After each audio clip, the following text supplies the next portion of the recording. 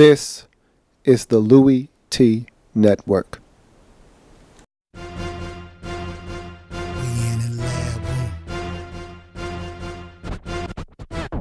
Man, I love some football. Man, I love some football. My favorite week is week 1, cause I'm watching football. First comes the preseason, and I don't take a day off. And then it gets even better when your team makes the playoffs. 32 teams go hard for one thing. They work for one thing. That Super Bowl ring. 32 teams go hard for one thing. They work for one thing. That Super Bowl ring.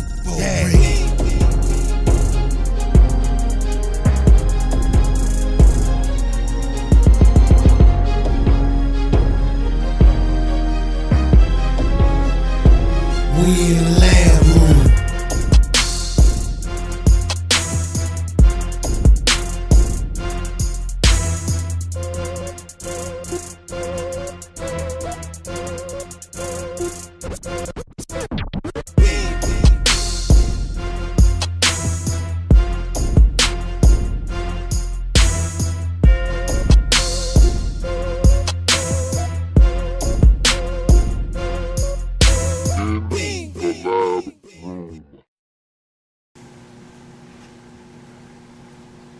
Who else could it be but me, your man, Louie T. Welcome. You are in the lab room. Of course, I am your host, Lou. Thank you for joining me. Week number 6 in the National Football League. It's funny because I expected a lot more out of this game than what I got. And that's why I designated it my money, yeah. Money, yeah. Let's get it. My money game of the week.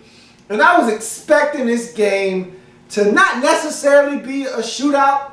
I think I got what I was expecting out of the Detroit Lions in this game. And this was a huge NFC North family business matchup between the Detroit Lions and the Minnesota Vikings. Lions on the road, coming off of a tough loss at home to the Buffalo Bills on a last-second 58-yard Dan Carpenter field goal. And we know about the struggles of their field goal kicking situation.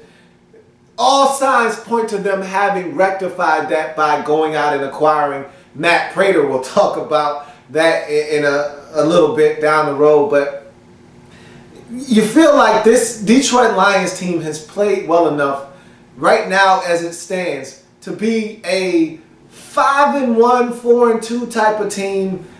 Possibly 6-0 if the field goal kicking situation is squared away from the jump. But that's no here nor there. I mean, there's nothing you can do about that situation. It is what it is. You just got to hope that moving forward you fix that problem. And I made the mistake. When I picked the Minnesota Vikings as my money pick in week number 6, I made the mistake. I made a couple of mistakes. And I'm going to run down these mistakes quickly and then we'll jump into the review of this game. First of all, I made the mistake of thinking that the Detroit Lions were going to remain in the same state as the last time that I saw them, which last time I saw them, their running back position was depleted and there was no Nuggetron. So I looked at this offense and I said, man, you're going to struggle to score points. No Joyke Bell, no Theo Riddick, no Reginald Bush, and no Evans, the Nuggetron. All you got is Golden Tate.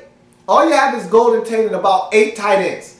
I didn't think that would be enough. And I said, hey, George Wynn, that's a nice story. That's cute, but that's not going to win you ball games. So I said, with that depleted skill set and the Minnesota Vikings getting Teddy Bridgewater back off of the injury, I said, man, I like the Vikings' chances in this game. And the Vikings always play the Detroit Lions tough. It's family business. You know how that goes.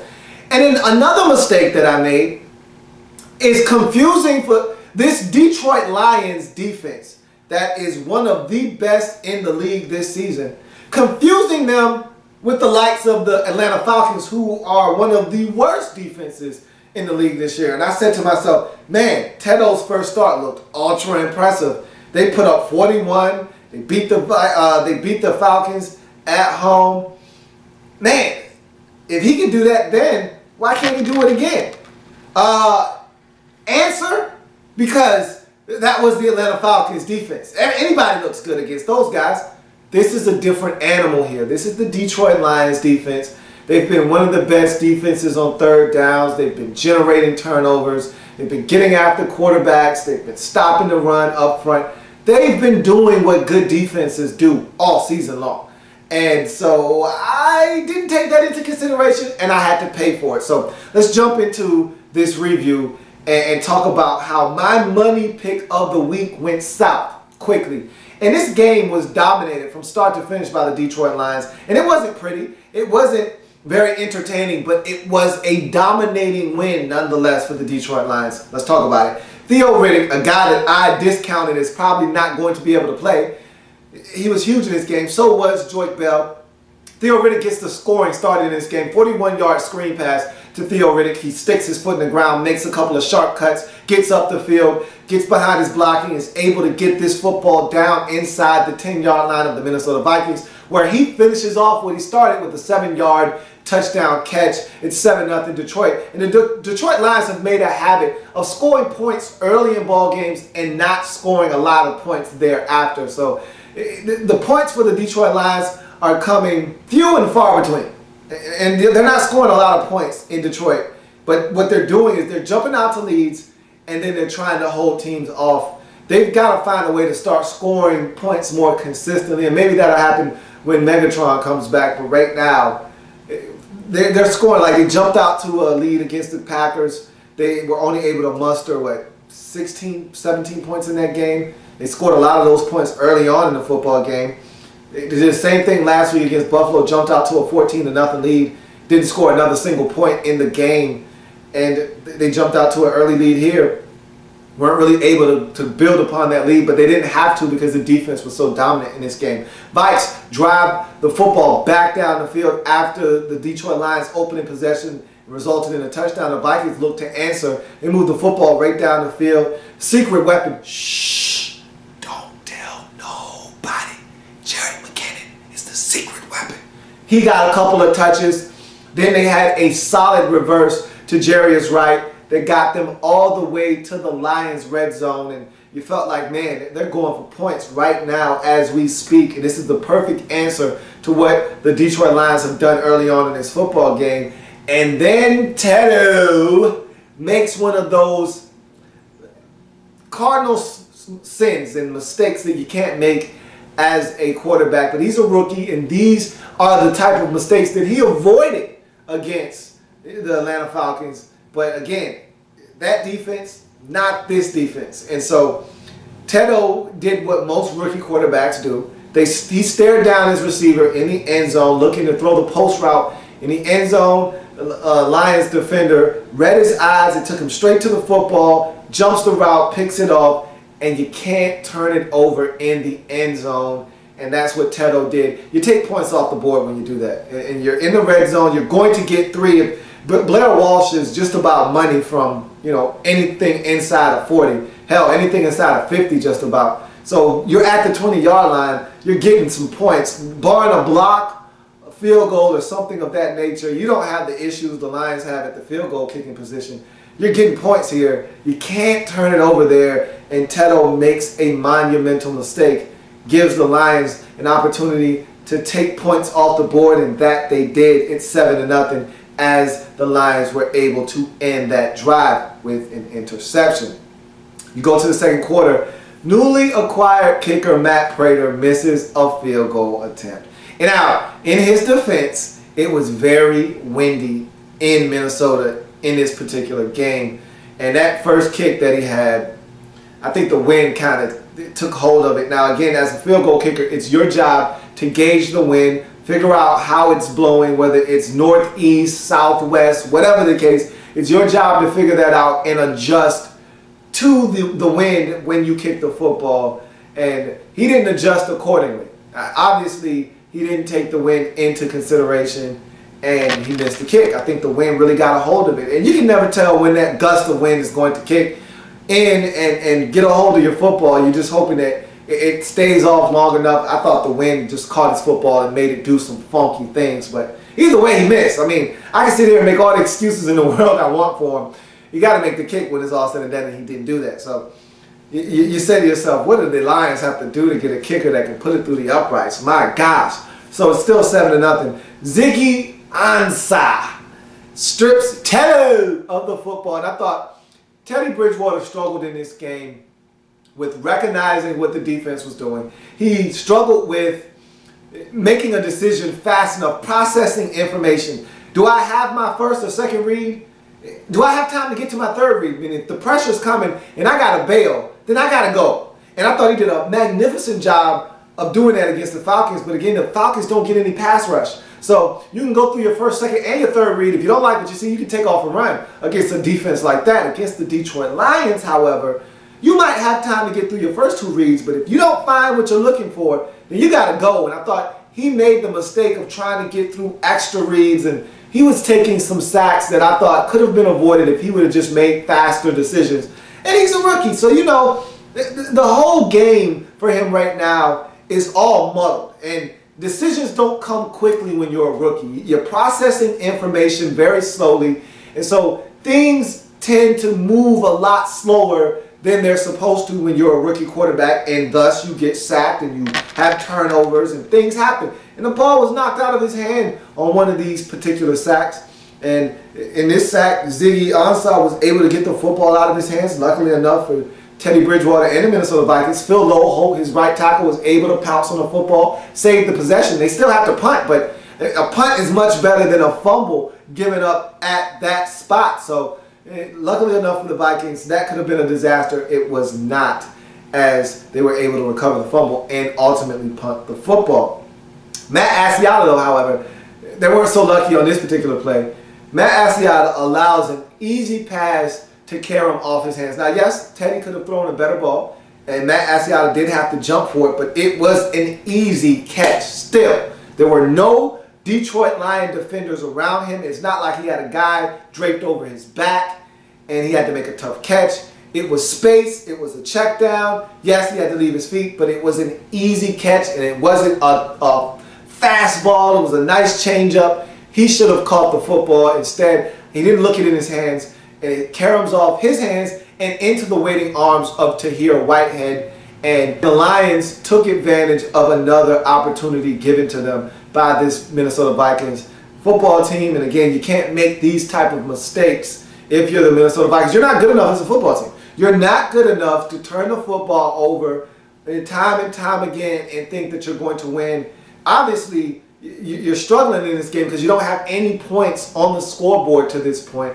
So you're finding it hard to move the football and get points on the scoreboard. So you can't turn the football over. And you know how it is in this league. You don't win the turnover battle. You don't win the football game. Lions were dominating the turnover battle in this game, as that's the second interception forced by this Lions defense. And that turnover leads to a 52-yard Matt Prater field goal. See, there you go. Matt Prater knocking it home from 52. And it's a 10-0 lead for the Lions at the half. You move to the second half. Another pass is tipped. And Tahir Whitehead, who was Johnny on the spot in this game, gets himself another interception. And this leads to a 44-yard Matt Prater miss. Again, it looks like the wind may have gotten a hold of this one. But again, no excuses. You know that it's windy. You're supposed to adjust accordingly. He did not. And so that's two misses in the game. If you're the Lions, just saying, come on, we can't have this. Luckily enough for the Lions, this wasn't one of those games where these field goals were the deciding factor. But again, if the Vikings didn't turn it over and this was a nip and tuck football game, these field goals could have been the things that tip the scale in one direction or the other. So you got to fix this problem. And I think as Matt Prater settles in to Detroit, I think he'll be fine. I think he'll be what you're looking for. He'll be the best option you got. I know that much. You can't find a better kicker out on the street than Matt Prater. So from that standpoint, you just need to kind of allow him to figure this thing out, get back on track, and you should be fine with Matt Prater. But you're not going to hit the streets and find a better kicker than Matt Prater. I can assure you of that. So now the Lions put together a long drive, and this time they say, you know what? We're not leaving this one to chance in the leg or hands of the field goal kicker. we're going to put this one in the end zone, and that they do 1 yard Joyce Bell touchdown plunge. Makes it 17-0. The Vikings finally get out of their own way long enough to put a field goal up on the scoreboard late in the football game, but at this point, it's too little too late as the Detroit Lions dominate this football game from start to finish, especially on the defensive side of the football. The offense, they had minimal involvement in this game, but they didn't have to because the defense was so dominant, forcing 3 interceptions of Teddy Bridgewater. They sacked him 8 times in this game. They stifled them in the running game. They had no chance to run the football. They dominated this game start to finish, did the Detroit Lions, and this was a big win for them on the road. I didn't think they were going to be able to get it, and even if they got it, I didn't expect it to be as decisive as it was, as the Detroit Lions win this game 17-3, take their record to 4-2 on the season. Vikings drop to a measly 2-4 on the season, and I think what we're seeing from the Vikings is a team in transition.